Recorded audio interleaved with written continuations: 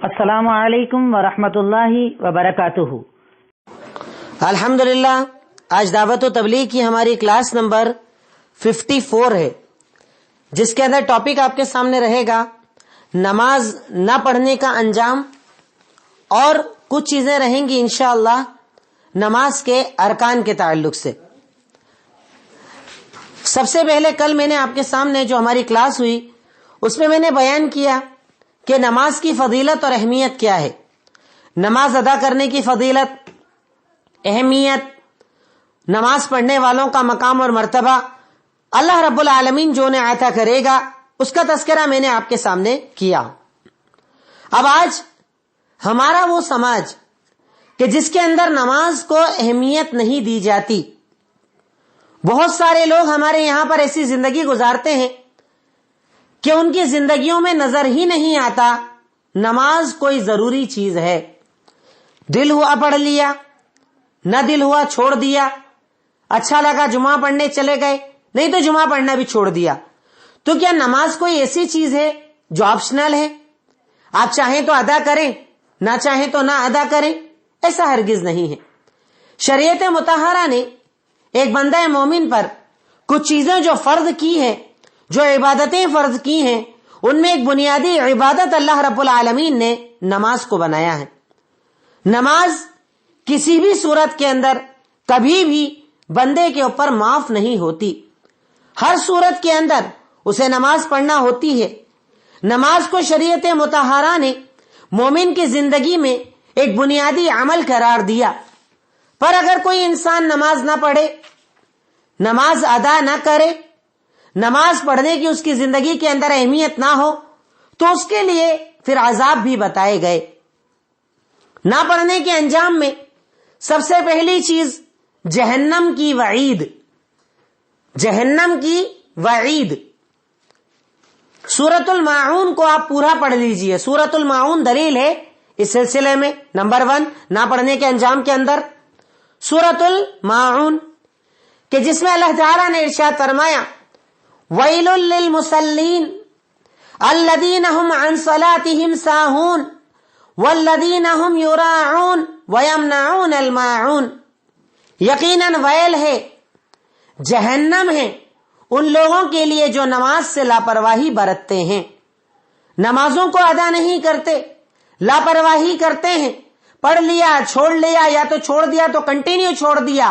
یہ لاپرواہی برتنے والوں کے لیے شریعت نے حکم دیا جہنم ہے ان لوگوں کے لیے، ویل ہے ان لوگوں کے لیے، جہنم ہے۔ اور اس میں 2 طرح کے لوگوں کا ذکر کیا کہ ایک تو وہ لوگ جو نمازوں سے لاپرواہی برتتے ہیں، اور دوسرے وہ لوگ جو پڑھتے تو ہیں پر دکھاوے کے لیے پڑھتے ہیں۔ ان کے عمل کا مقصد، ان کی نماز کا مقصد، ان کی عبادت کا مقصد صرف دنیا کو دکھانا ہوتا ہے کہ جب نماز پڑھیں تو دکھاوا مقصد رکھیں، جب نماز پڑھیں تو دنیا کو دکھانا مقصد رکھیں۔ ایسے لوگوں کے لیے اللہ تعالیٰ نے کہا ویل ہے، جہنم ہے۔ تو یقیناً اگر کوئی نماز کنٹینیو چھوڑتا ہے، نماز ادا نہیں کرتا، اس کی زندگی میں نماز کی اہمیت نہیں ہے، تو اسے اس بات سے ڈرنا چاہیے کہ اللہ رب العالمین اسے جہنم میں داخل کرے گا، جہنم کو اس کا ٹھکانہ بنا دے گا، کیونکہ اللہ رب العالمین نماز نہ پڑھنے والوں کو جہنم کی وعید یہاں پر سنا رہا ہے۔ نمبر 2 برا خاتمہ ہوتا ہے ایسے انسان کا، برا خاتمہ، یا اس میں لکھیں آپ زندگی بھی تنگ آخرت بھی تنگ۔ کئی لوگ شکایت کرتے ہیں، ہمارے پاس بھی آتے ہیں شکایت کرتے ہیں، شیخ بڑے پریشان ہیں، کاروبار نہیں چل رہا ہے، کچھ سمجھ میں نہیں آ رہا ہے، محنت کرنے کے بعد بھی کچھ حاصل نہیں ہوتا ہے، یہ پریشانی وہ پریشانی۔ میں سب سے پہلا سوال کرتا ہوں، آپ کے گھر میں آپ نماز پڑھتے ہیں؟ آپ کی بیوی نماز پڑھتی ہیں؟ آپ کے گھر والے نماز پڑھتے ہیں؟ کہا جائے نہ، تو میں کہتا ہوں پھر آپ کوئی ٹینشن لینا نہیں چاہیے، آپ پہ کوئی جادو ہوگا، اثر ہوگا، کوئی مسئلہ ہی نہیں۔ جب آپ نے شیطانیت کا راستہ اپنا لیا ہے تو آپ کو پریشان ہونا ہی ہے۔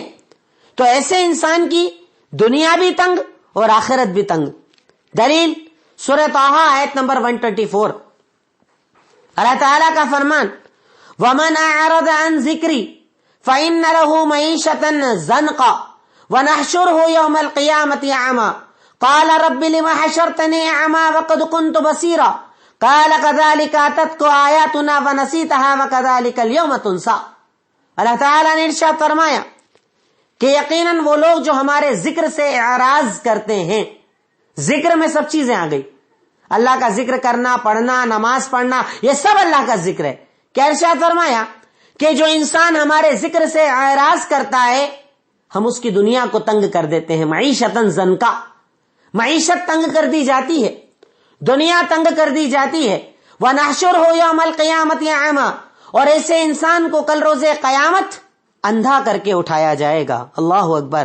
دنیا بھی تنگ کر دی جاتی ہے اور آخرت کے اندر اندھا کر کے اٹھایا جائے گا. اب جب اندھا کر کے اٹھایا جائے گا تو یہ بندہ اللہ سے کہے گا قال رب لما حشرتنی اعمى وقد كنت بصيرا، اے اللہ تو نے مجھے اندھا کیوں کر دیا جبکہ میں تو دنیا میں دیکھا کرتا تھا. یعنی بندہ اللہ تعالیٰ سے سوال کرے گا اللہ رب العالمین میں تو آنکھ والا تھا، دنیا کے اندر دیکھتا تھا، اسی حالت میں میرا خاتمہ ہوا، تو اللہ رب العالمین تو نے مجھے اندھا کیوں کر دیا؟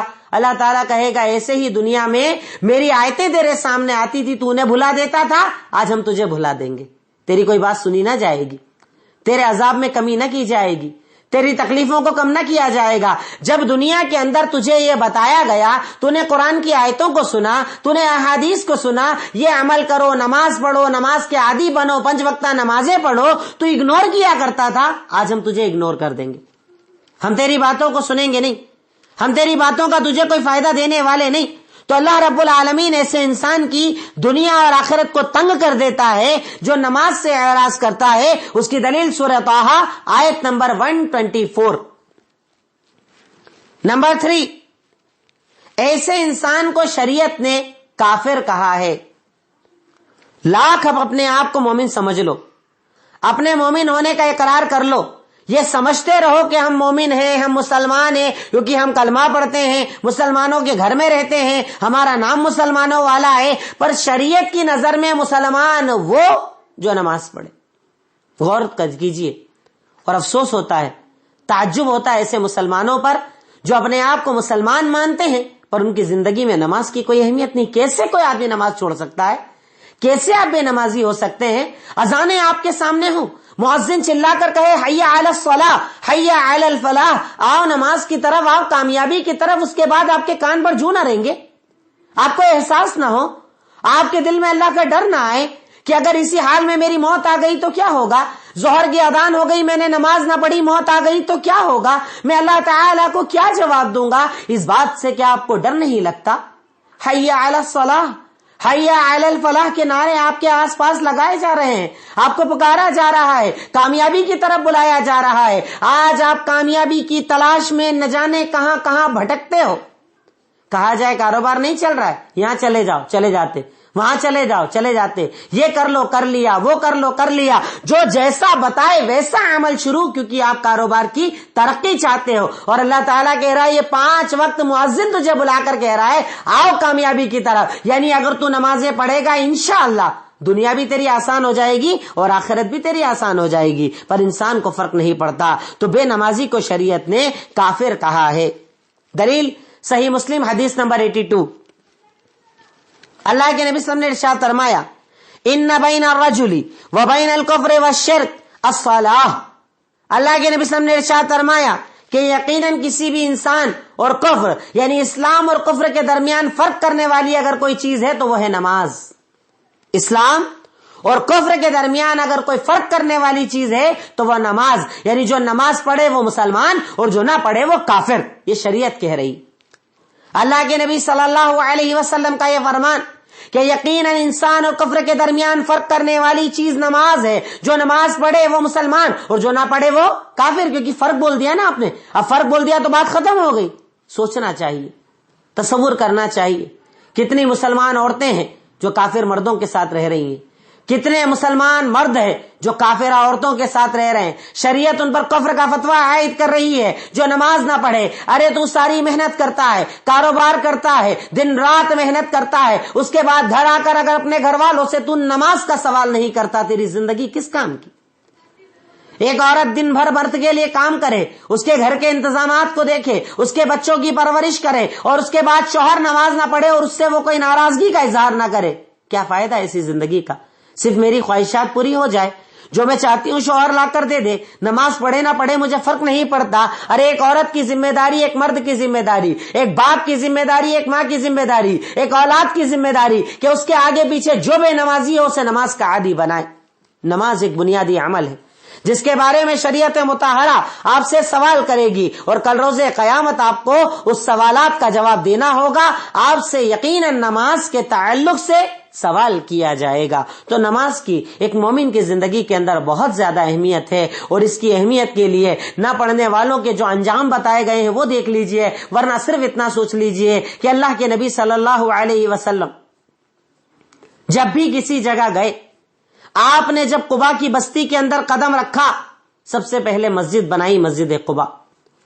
مدینہ کے اندر آئے سب سے پہلے مسجد بنائی، مسجد نبوی، تاکہ مسلمانوں کا مرکز بن جائے، نماز کا مرکز بن جائے۔ اور نماز پڑھنے والوں کو مومن کہا جاتا تھا۔ جو مسجد آ کر جماعت سے نماز نہ پڑھتے ان پر نفاق کے فتوے تک لگا دیے گئے کہ مسجد نہیں آ رہا مطلب اس کے اندر نفاق آ گیا ہے۔ اس دور کے اندر نماز پڑھنے والے کو مسلمان سمجھا جاتا تھا۔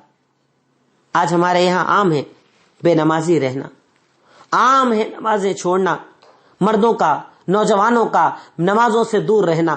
اسے کوئی برائی نہیں سمجھتا، اسے کوئی غلط نہیں سمجھتا۔ یقیناً یہ بہت بڑا گناہ ہے جس سے ایک مومن کو اپنے آپ کو بچانا چاہیے۔ اگر آپ اپنے آپ کو اس گناہ سے نہیں بچائیں گے، اللہ رب العالمین کے سوالات کے جواب آپ دینے کی طاقت نہ رکھیں گے۔ اب اس کے بعد ہمارا اگلا پوائنٹ ہے نماز کے ارکان، رکن، کہ اگر وہ چھوٹ جائے تو نماز باطل ہو جاتی ہے۔ ارکان، رکن، نماز کے تقریباً 13 ارکان قرآن اور حدیث کے اندر بیان کیے گئے ہیں۔ سب سے پہلا رکن ہے نیت۔ نماز کے لیے سب سے ضروری چیز ہے نیت۔ آپ نماز پڑھ رہے ہیں، دل میں ارادہ ہونا چاہیے، یقین ہونا چاہیے۔ وضو بنا رہے ہیں، آپ کے دل میں نیت ہونا چاہیے کہ نماز پڑھنے جا رہا ہوں، ظہر، عصر، مغرب، عشاء، فجر، جو نماز ادا کرنے جا رہا ہوں اس کی نیت ہونا چاہیے۔ پر نیت کا مطلب میں نے پچھلے درس میں بتایا کہ نیت کا مطلب یہ نہیں کہ زبان سے نیت کی جائے، کیونکہ زبان سے جو ہمارے ملک میں نیت کا سسٹم ہے وہ صرف اسی بات سے ثابت ہو جاتا ہے کہ غلط ہے کہ وہ اللہ کے نبی جنہوں نے ساری نماز عربی زبان کے اندر سکھائی، آپ کیا نیت نہ سکھاتے ہمیں؟ آپ نے نیت نہیں سکھائی۔ اس سے پتہ چلتا ہے کہ الفاظ کے ساتھ نیت کرنا شریعت کا طریقہ نہیں ہے۔ نیت کہا جاتا ہے دل کے ارادے کو، اور بنا نیت کے کوئی بھی عمل قبول نہیں ہوتا ہے۔ تو نماز کا پہلا رکن ہے نیت۔ دلیل صحیح بخاری حدیث نمبر 1، اللہ کے نبی صلی اللہ علیہ وسلم کا فرمان، انما الاعمال بالنیات، یقیناً اعمال کا دار و مدار نیتوں پر ہے۔ اعمال کا دار و مدار نیت پر ہے۔ نیت ہے تو عمل ہے، اور نیت نہیں تو عمل نہیں۔ عمل کا دار و مدار نیتوں کے اوپر ہے۔ یہ دلیل ہے اس بات کی کہ نماز کے اندر جو چیز رکن کے اعتبار سے ہے، نمبر 1 وہ ہے نیت۔ نمبر 2 تکبیر۔ تکبیر مطلب اللہ اکبر بول کے جو ہم نماز میں داخل ہوتے ہیں، تکبیر، یہ نماز کا رکن ہے کہ جب آپ نماز سٹارٹ کر رہے ہیں، شروع کر رہے ہیں، داخل ہو رہے ہیں نماز کے اندر، تو آپ کو سب سے پہلے کیا ادا کرنا ہوگا؟ نیت۔ نمبر 2 تکبیر۔ آپ کہیں گے اللہ اکبر، آپ نماز کے اندر داخل ہو گئے۔ اس کی دلیل سنن ابو داؤد حدیث نمبر 61، اللہ کے نبی صلی اللہ علیہ وسلم کا فرمان، مفتاح الصلاۃ الطہور، نماز کی کنجی پاکیزگی ہے، طہارت ہے، وضو ہے۔ وتحریمها التکبیر، نماز کو حرام کرنے والی چیز، یعنی آپ نے اگر اللہ اکبر بول دیا تو اس کے علاوہ اب کچھ جائز نہیں بچے گا، وہ کون سی چیز ہے؟ تکبیر۔ اور حلال کرنے والی چیز تسلیم، یعنی سلام، یعنی آپ نے اللہ اکبر کہہ دیا، اب ہر چیز آپ کے اوپر حرام، صرف نماز ادا کرنی ہے۔ اور آپ نے کہا السلام علیکم ورحمۃ اللہ، اب ہر چیز حلال ہے، یعنی اب دوسرے کام، بات چیت وغیرہ سب آپ کر سکتے ہیں۔ تو اللہ کے نبی نے ارشاد فرمایا نماز کی کنجی طہارت ہے، حرام کرنے والی چیز تکبیر یعنی اللہ اکبر ہے، اور حلال کرنے والی چیز تسلیم یعنی السلام علیکم ورحمۃ اللہ ہے۔ آپ نے اللہ اکبر کہا سب حرام, آپ نے کہا السلام علیکم ورحمۃ اللہ ہر چیز حلال. یہ نماز کا دوسرا رکن ہے کہ اللہ اکبر کہہ کر نماز کے اندر داخل ہوا جائے. نمبر 3, طاقت ہو تو کھڑے ہو کر نماز پڑھنا, القیام جسے کہا جاتا ہے. بھائی اسلام کے اندر اصل طریقہ یہ ہے کہ آپ نماز کیسے پڑھیں؟ کھڑے ہو کر. طاقت نہ ہو بیٹھ کر, طاقت نہ ہو لیٹ کر, پر نماز معاف نہیں ہے کسی بھی صورت کے اندر. تو تیسرا رکن ہے طاقت ہو تو کھڑے ہو کر نماز پڑھنا. اس کی 2 دلیلیں میں آپ کو بتاتا ہوں. سورہ بقرہ آیت نمبر 238, اللہ کے نبی اللہ رب العالمین کا فرمان وَقُومُوا لِلَّهِ قَانِتِينَ, تم اللہ تعالی کے لیے فرما بردار بن کر کھڑے ہو جاؤ. نماز کا ذکر کیا جا رہا ہے اس کے پہلے آیت کے اندر. تو کہا اللہ تعالیٰ نے وَقُومُوا لِلَّهِ قَانِتِينَ, تم اللہ تعالی کے لیے فرما بردار بن کر کھڑے ہو جاؤ. پہلی دلیل. دوسری دلیل صحیح بخاری حدیث نمبر 1117, صحیح بخاری حدیث نمبر 1117, جس میں اللہ کے نبی صلی اللہ علیہ وسلم نے ارشاد فرمایا صلی قائما, کھڑے ہو کر نماز پڑھو. فَإِن لَمْ تَسْتَطِعْ, اگر کھڑے ہونے کی طاقت نہ ہو بیٹھ کر نماز پڑھو. فَإِن لَمْ تَسْتَطِعْ, اگر بیٹھنے کی بھی طاقت نہ ہو تو لیٹ کر نماز پڑھو. یعنی اگر آپ کھڑے ہیں پر آپ کو گھٹنے کی تکلیف ہو گئی, بہت زیادہ پیروں میں تکلیف ہو گئی, اب کھڑے ہی نہیں ہو پا رہے, تو بیٹھ کر پڑھ لیجئے. بیٹھ کر پڑھنے کی بھی طاقت نہ ہو, بہت زیادہ پریشانی کے اندر ہو, تو آپ کیا کریں؟ لیٹ کر نماز پڑھیں. بیماری آزاری کو ایسی تکلیف کہ آپ بیٹھ بھی نہیں پا رہے, لیٹ کر پڑھیں. پر نماز ہر حال کے اندر پڑھنی ہے, نماز کبھی معاف نہیں ہوگی. آپ کھڑے ہو کر پڑھیں گے انداز الگ ہوگا, بیٹھ کر پڑھیں گے جھک کر رکوع سجدہ کریں گے, اور اگر لیٹ کر پڑھیں گے تو جتنا جھک سکتے ہیں اتنا جھکیں گے. پر نماز تو پڑھنی ہے. نماز کسی بھی صورت کے اندر معاف ہونے والی نہیں ہے.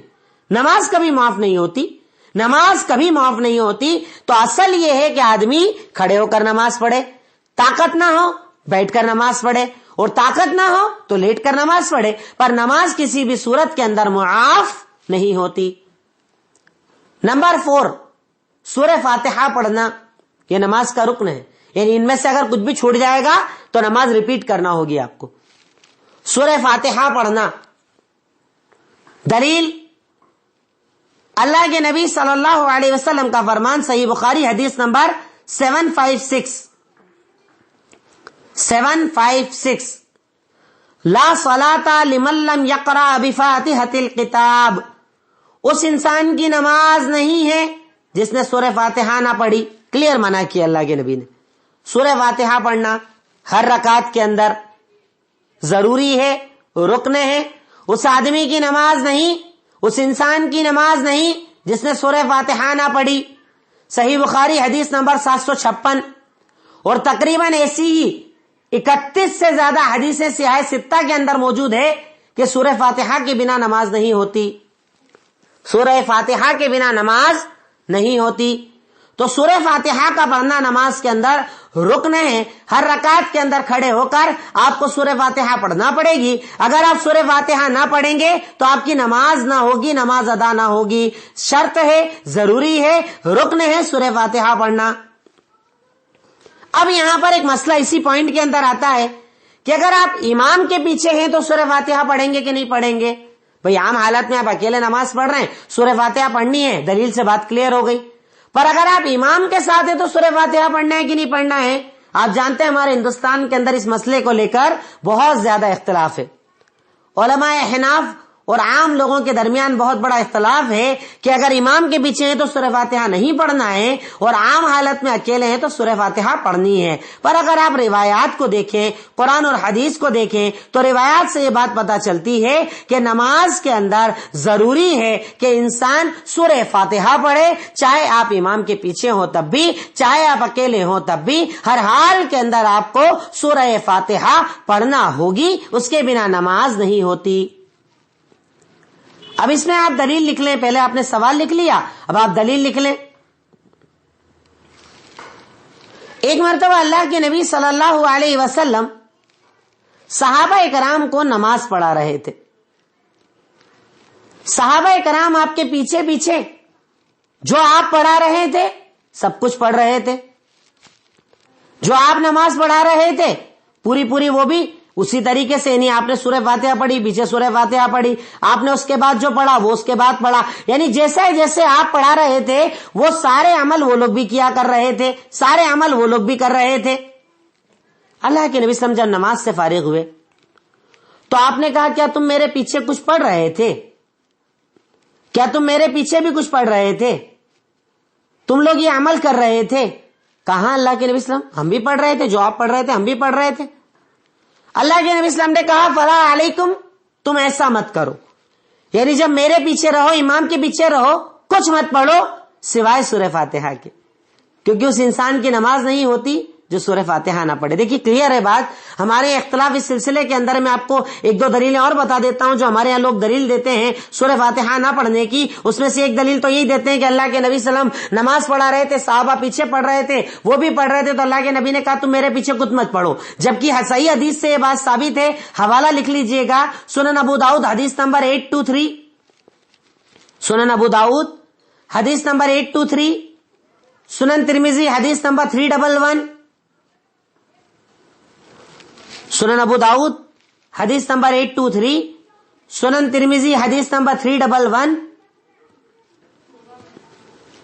ان دونوں روایات کے اندر، اور ایک تیسری روایت دیکھ لیجئے مسند احمد حدیث نمبر 22671، مسند احمد حدیث نمبر 22671.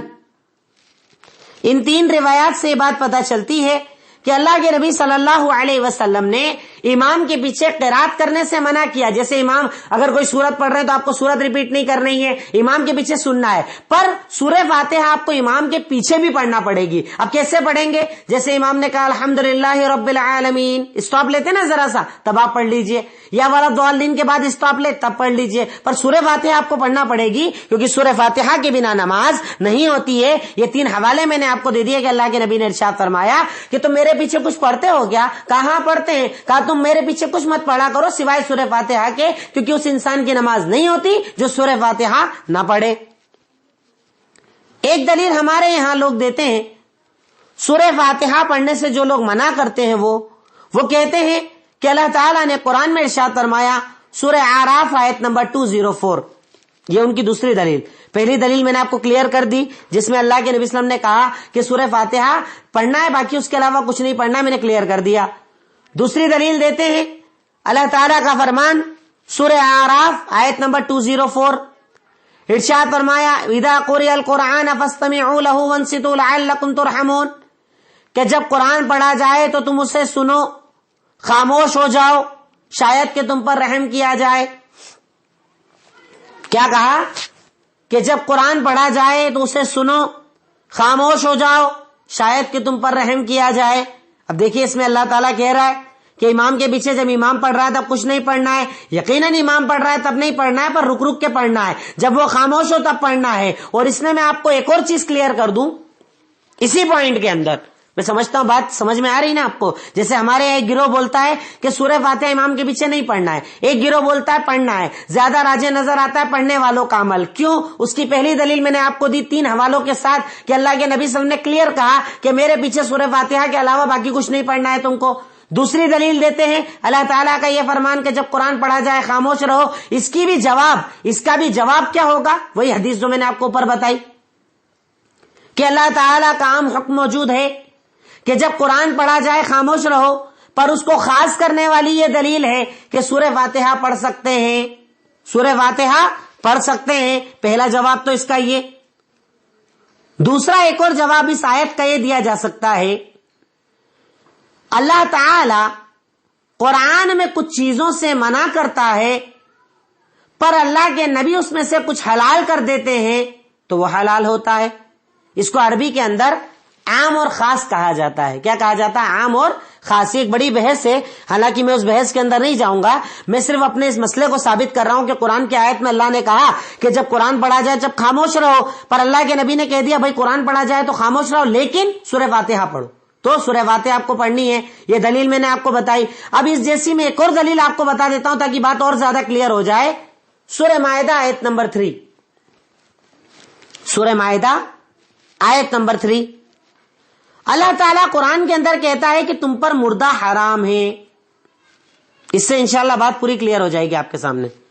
تم پر مردہ حرام ہے، یعنی کوئی جانور اگر مردہ آپ اس کا گوشت نہیں کھا سکتے، حرام ہے آپ کے اوپر. وہ گوشت آپ استعمال نہیں کر سکتے. شریعت نے حرام کر دیا آپ کے اوپر، اس کو استعمال نہیں کیا جائے گا. مردہ حرام ہے. کلیئر سمجھ میں آ گیا. لیکن اب ایک حدیث آپ دیکھ لیجئے. سنن ابن ماجہ حدیث نمبر 3218. سنن ابن ماجہ حدیث نمبر 3218. میں آپ کو یہ سمجھا رہا ہوں کہ قرآن کی آیت میں اللہ نے کہا جب قرآن پڑھا جائے تب خاموش رہو، پر اللہ کے نبی نے کہا سورہ فاتحہ پڑھو. تو اس سے پتا چلتا ہے کہ عام حالت میں چپ رہنا پر سورہ فاتحہ پڑھنی ہے. سیم اس جیسی میں دوسری دلیل آپ کو دے رہا ہوں کہ اللہ تعالیٰ نے قرآن میں کہا کہ تم پر مردہ حرام، کوئی بھی مردہ نہیں کھا سکتے.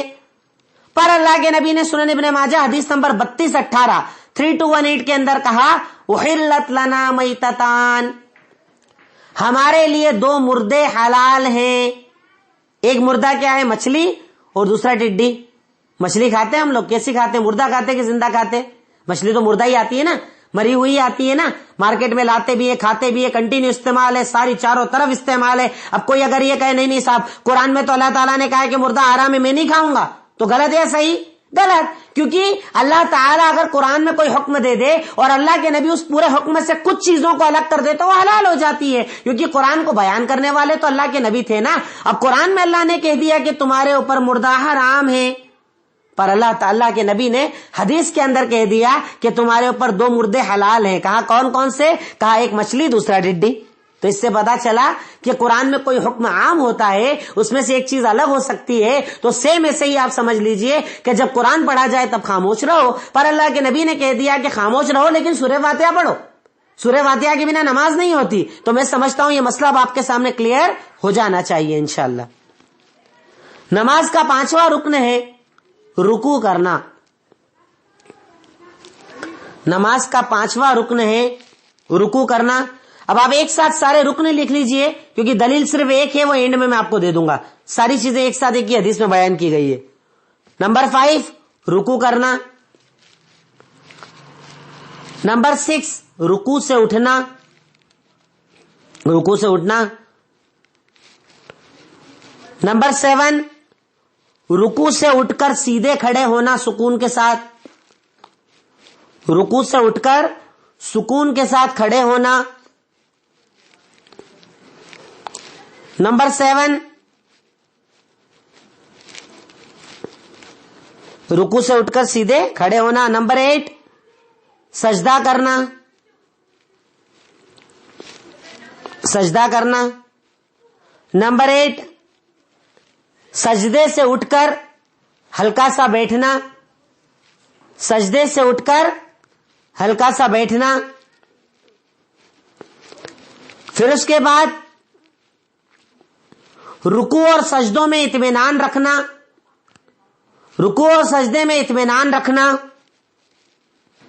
رکوع اور سجدے میں یعنی ایسا نہ ہو کہ آدمی جلد بازی کرے بالکل، یعنی بس کام پورا ہو جائے کسی طریقے سے کام پورا کر دو، ایسا نہیں ہوتا ہے.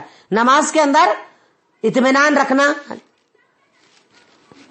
اس کے بعد تشہد کے لیے بیٹھنا. تشہد کے لیے بیٹھنا. اس کے بعد سلام پھیرنا. سلام پھیرنا. اور آخری میں پوری نماز ترتیب سے ادا کرنا. یہ نماز کے ارکان چل رہے ہیں سارے، یعنی اس میں سے کچھ بھی اگر آپ چھوڑ دو گے تو نماز باطل ہو جائے گی.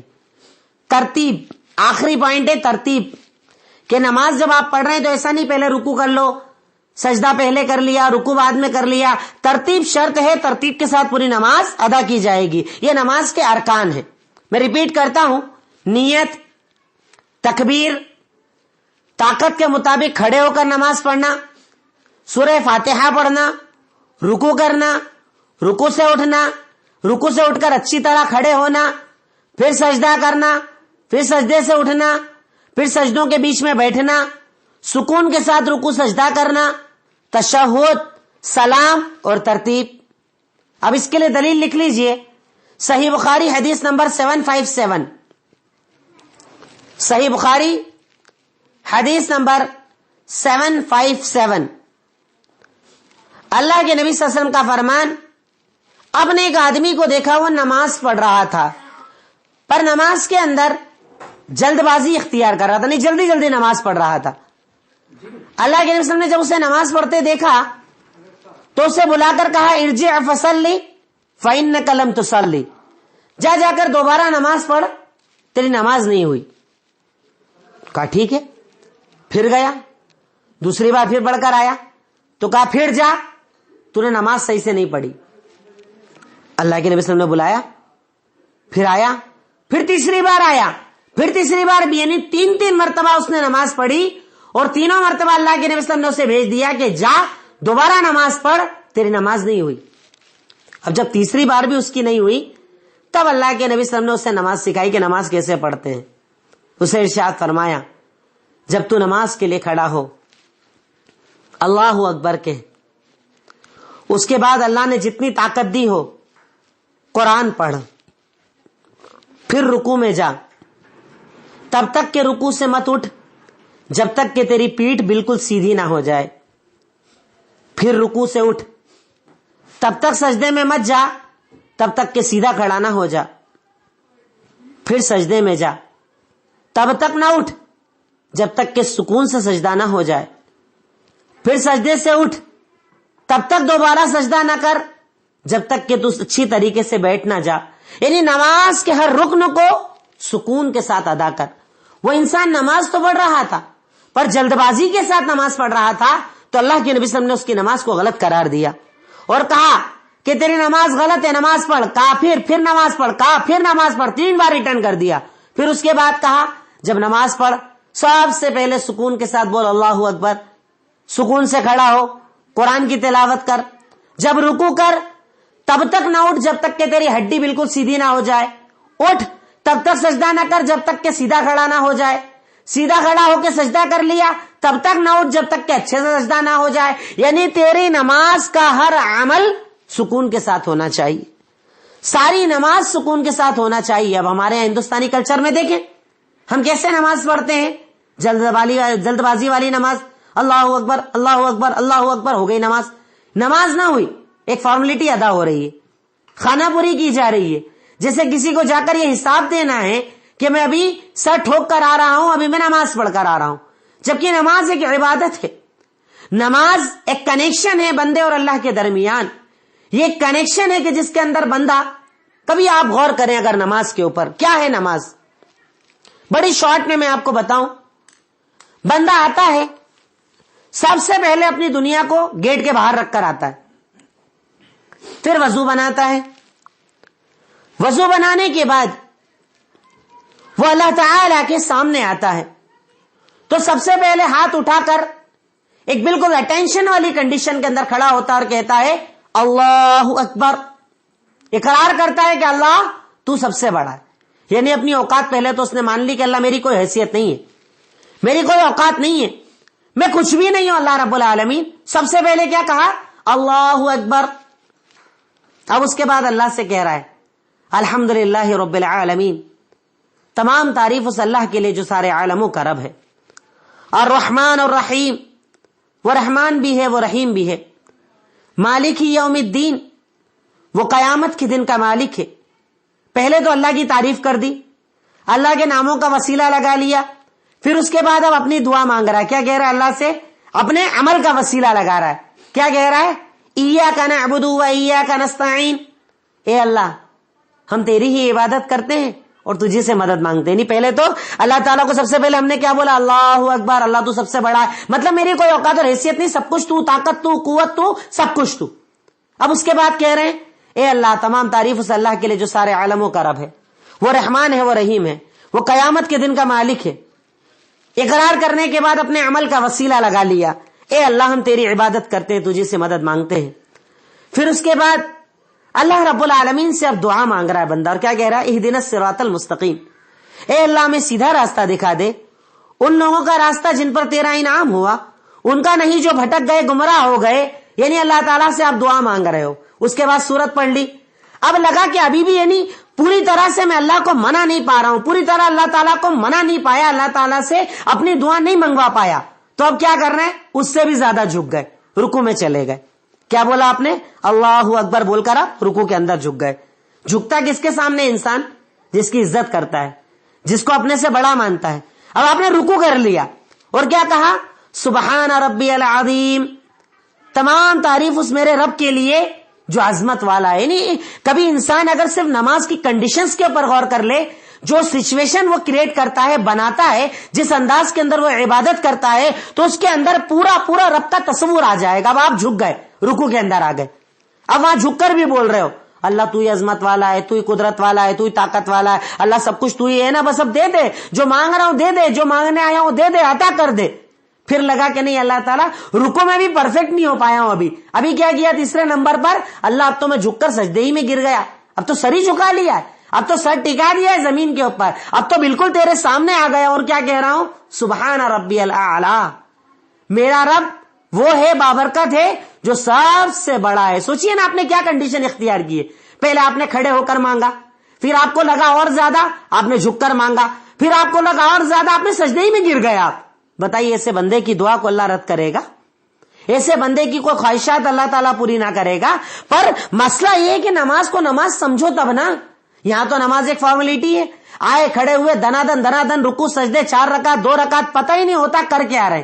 اور اگر بندہ نماز کو نماز کی طرح ادا کر لے تو اس کے بعد اس کا کوئی مسئلہ باقی نہیں بچے گا، کوئی تکلیف باقی نہ بچے گی، کوئی پریشانی باقی نہ بچے گی. پر افسوس یہ کہ ہم نے نماز کو نماز سمجھا ہی نہیں، ہم نے نماز کو نماز جانا ہی نہیں، ہم نے نماز کے مقصد کو سمجھا ہی نہیں. ورنہ یاد رکھو اگر یہ ساری دنیا نماز پڑھ لے اللہ کی قدرت بڑھے گی نہیں، اور ساری دنیا بے نمازی بن جائے اللہ تعالیٰ کی قدرت کم نہیں ہوگی. یہ نماز آپ کا فائدہ ہے، اس نماز میں آپ کا فائدہ ہے. پر افسوس آپ نماز کے میننگ کو سمجھتے تب نہ، نماز کے ترجمے کو جانتے تب نہ کہ آپ کیا کیا پکار رہے ہو، کیا کیا بول رہے ہو، کون کون سی دعا پڑھ رہے ہو، آپ کو ترجمہ ہی پتا نہیں ہے. اس لیے آپ کے اور ہمارے اندر نماز کا احساس نہیں آتا. میں انہی باتوں پر آج کی اس کلاس کو مکمل کروں گا جس میں میں نے آپ کے سامنے رکھا کہ نماز نہ پڑھنے کا انجام کیا ہے، اور پھر میں نے آپ کو بتایا کہ نماز کے ارکان کیا ہیں. اب کل انشاءاللہ آپ کے سامنے آئیں گے نماز کے واجبات کیا ہیں، نماز کی سنت کیا ہے، نماز میں جائز کام کون سے ہیں اور نماز میں ناجائز کام کون سے ہیں. اللہ تعالی ہمیں نماز کو سمجھ کر ادا کرنے کی توفیق عطا فرمائے. السلام علیکم ورحمۃ اللہ وبرکاتہ.